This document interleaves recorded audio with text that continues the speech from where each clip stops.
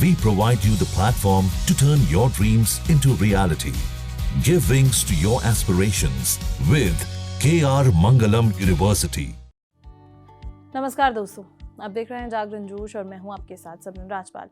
हाल ही में United states ने Iran पर एक बहुत ही गुप्त और प्रिसिजन अटैक किया जिसे ऑपरेशन मिडनाइट हैमर का नाम दिया गया। प्रेसिडेंट डोनाल्ड ट्रंप ने 2 वीक डेडलाइन के बाद पेंटागन ने इस कॉम्प्लेक्स और हाई रिस्क मिशन की डिटेल्स संडे को रिवील की। चलिए जानते हैं इस ऑपरेशन के बारे में। पेंटागन ने बताया कि इस ऑपरेशन का मकसद ईरान के न्यूक्लियर वेपन इंफ्रास्ट्रक्चर को सीवियरली डिग्रेड करना था। ये कॉम्प्लेक्स और हाई रिस्क मिशन था जिसे जॉइंट फोर्स ने एक्सेप्शनल स्किल और डिसिप्लिन के साथ अंजाम दिया। इस ऑपरेशन को मल्टीपल डोमेन्स और थिएटर्स में प्लान और एग्जीक्यूट किया गया जिसमें ऐसा कोऑर्डिनेशन दिखा जो यूएस की ग्लोबल पावर प्रोजेक्ट करने की क्षमता को दर्शाता है। US chairman of the joint chiefs of staff general Dan chain ने कहा कि ऑपरेशन मिडनाइट हैमर एक हाईली क्लासिफाइड मिशन था जिसमें टाइमिंग या नेचर के बारे में वॉशिंगटन में बहुत कम लोगों को जानकारी थी। फ्राइडे मिडनाइट से सैटरडे मॉर्निंग तक एक बड़े B-2 स्ट्राइक पैकेज को कॉन्टिनेंशियल यूनाइटेड स्टेट्स से लॉन्च किया गया। पेंटागन ने बताया कि ये टैक्टिकल सरप्राइज मेंटेन करने के प्लान का हिस्सा था। इस पैकेज का एक हिस्सा पश्चिम की तरफ पैसिफिक की ओर था, एक डिकॉय के रूप में काम करते हुए। इस डिकॉय ऑपरेशन की जानकारी वॉशिंगटन में बहुत ही कम प्लानर्स और की लीडर्स को थी। मेन स्ट्राइक पैकेज में 7 B-2 बॉम्बर्स शामिल थे, हर एक में 2 क्रू मेंबर्स थे। ये पैकेज चुपचाप पूर्व की तरफ बढ़ा, मिनिमल कम्युनिकेशन के साथ। टारगेट एरिया तक की 18 घंटे की फ्लाइट के दौरान मेन पैकेज के एयरक्राफ्ट ने मल्टीपल इन फ्लाइट रिफ्यूलिंग्स कंप्लीट किए। जमीन के ऊपर पहुंचने के बाद B-2s ने एस्कॉर्ट और सपोर्ट एयरक्राफ्ट के साथ एक कॉम्प्लेक्स टाइटली टाइम्ड मैनग्रोव में लिंकअप किया जिसमें एक नैरो एयर स्पेस में मल्टीपल प्लेटफॉर्म्स के बीच एग्जैक्ट सिंक्रोनाइजेशन की जरूरत थी। ये सब मिनिमल कम्युनिकेशन के साथ किया गया। पेंटागन ने कहा कि इस तरीके का इंटीग्रेशन ही यूएस जॉइंट फोर्स की पहचान है।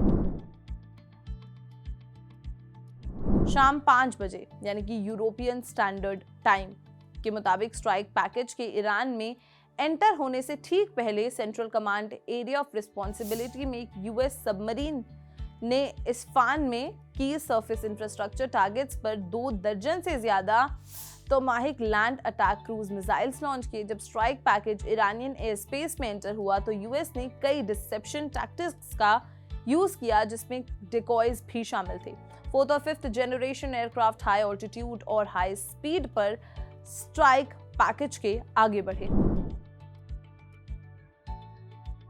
जैसे ही स्ट्राइक पैकेज फोर्डो और नताजन के करीब पहुंचा, यूएस प्रोटेक्शन पैकेज ने हाई स्पीड सप्रेशन वेपन्स का यूज किया ताकि स्ट्राइक पैकेज की सेफ पैसेज इंश्योर की जा सके और फाइटर जेट्स ने Iranian surface to air threats के खिलाफ प्रीएम्प्टिव सप्रेसिंग फायर्स का यूज किया। पेंटागन ने कहा कि इस अटैक के दौरान यूएस स्ट्राइक पैकेज पर कोई शॉट फायर होने की जानकारी नहीं थी। शाम 6:40 पर यूरोपियन स्टैंडर्ड टाइम के मुताबिक लीड B-2 बॉम्बर्स ने फोर्डो में कई एम पॉइंट्स में पहले 2 GUB-57 ड्रॉप किए।